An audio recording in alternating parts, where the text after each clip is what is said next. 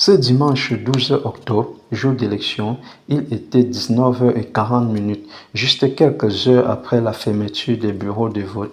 Le ministre de l'administration territoriale, M. Paul Atanga Njie, était face à la presse. Question de faire le bilan général du déroulement des élections sur l'étendue du triangle national. Les bureaux de vote ont ouvert leurs portes ce dimanche à 8h et les ont fermés à 18h. Les premiers rapports des autorités administratives transmis au ministre de l'administration territoriale font état d'un scrutin présidentiel qui s'est déroulé sur l'étendue du territoire national sans incident majeur.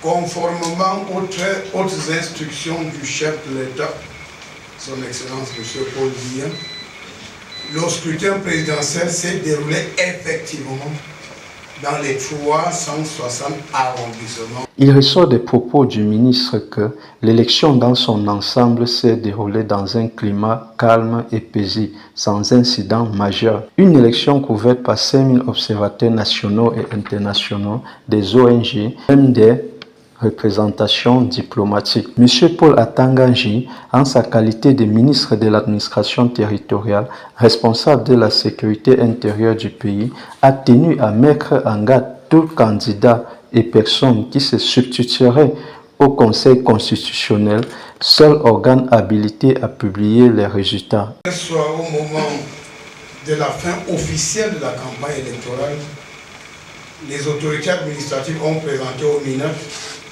des indices concordants faisant état des tentatives par certains candidats de publier les résultats du scrutin présidentiel en utilisant des plateformes et des applications illégales qui ne sont pas prévues par les textes en vigueur.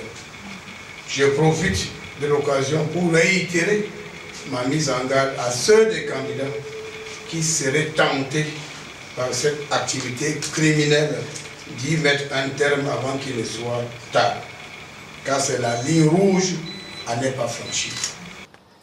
C'est un ministre rassuré d'un travail acharné accompli qui a quitté la salle de la conférence. Il était 20h.